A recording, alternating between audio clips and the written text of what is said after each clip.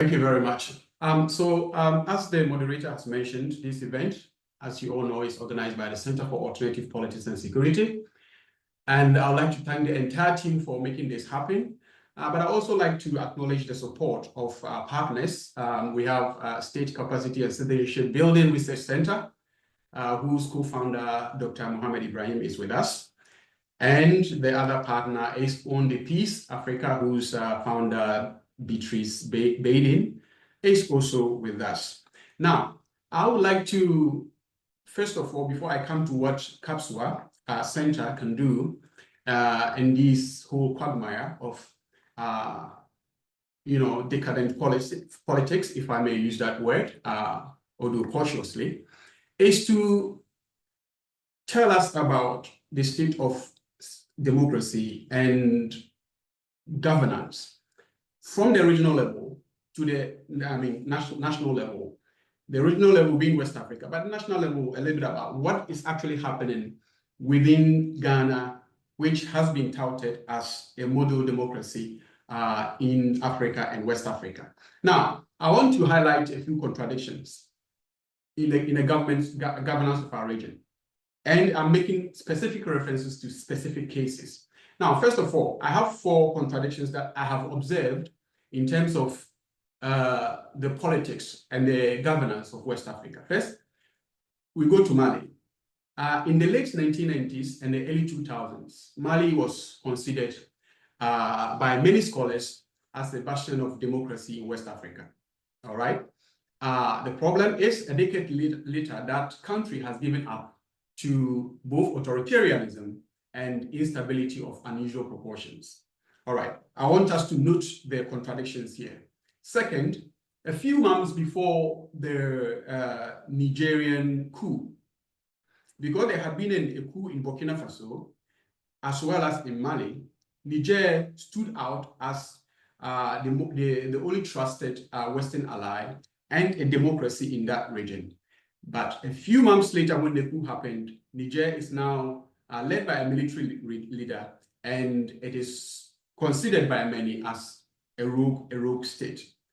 Now, the third contradiction that I would like to highlight is the fact that if I count from Operation Flintlock from 2005 to the G5 Sahel in 2022, there have been over a decade, over a dozen of programs and actions that are meant to bring governance and security inside of West Africa. But what we see on the flip side of things is that conflicts have worsened, existing ones, and new ones have started. Conflicts that were considered national are now regional, to the extent that coastal West African countries are now on edge regarding the impact that conflicts across the Sahel can have within their own countries. Now, the situation in the Sahel is only a manifestation of what is happening within the individual countries. So let us look at what is happening in Ghana, the country that we know we have been told is a model democracy by African standards.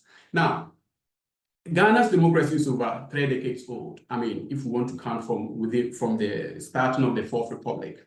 We've had 5 presidents and 8 elections. Now, this election next month will be the 9th election in our country.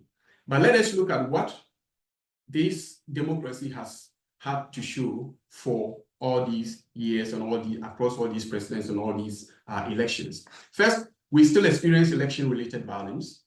Okay, in 2020, for example, we had 5, fatalities coming from elections, at least 5. And then in 2016, there were violence across 86 constituencies, which is an increase from 47 in 2012. All right, and we have the case of legislators exchanging blows in the floor of parliament, leading to an army invasion of parliament to restore order. All right, now we also have a lot of militia groups in our politics. I mean, we are told that since the inception of the Vigilante and Related Offences Act, these groups have stopped operating, but have they really stopped? All right, we also have a lot of high-profile assassinations, you know, including the killing of a journalist in 2019. We've also had a certain MP being killed in what is largely considered by many as a politically motivated killing. All right, we also have a lot of ritual killing in Ghana. And there are 17 known ritual murders annually between 2013 and 2020, many involving child victims. All right. And of course, we remember the lynching of an officer in Introboas in 2019, if I'm not mistaken. Now, the point here is, and by the way, there's also the case of excessive use of force by police, security officers, the killing of 2 Muslims and injuring 4 others during a protest in Nigeria is one of them. The killing of 7 Muslims supposedly wrongfully accused of being armed robbers is one of them. And then we have the proliferation of a lot of arms in our dear country. Now, we also have the issue of the Boko conflict happening and all of that. So if I were to go back to what Mavis mentioned initially, whether Ghana is a democracy with major problems or not a democracy at all, I would say that given all these things, we can just improvise a statement by Amy Sise when he mentioned in the discourse on colonialism that a civilization that proves incapable of solving the problems it creates is a decadent civilization. And a civilization that chooses to close its eyes to its most crucial problems is a stricken civilization. I can say that a democracy that cannot solve the conflicts it creates is a questionable democracy, and a democracy that closes its eyes to the suffering of its people is one that needs alternative politics. So for us at the Center for Alternative Politics and Security, what is the problem? Whether we're looking at politics at the regional level or we're looking at it at the national level.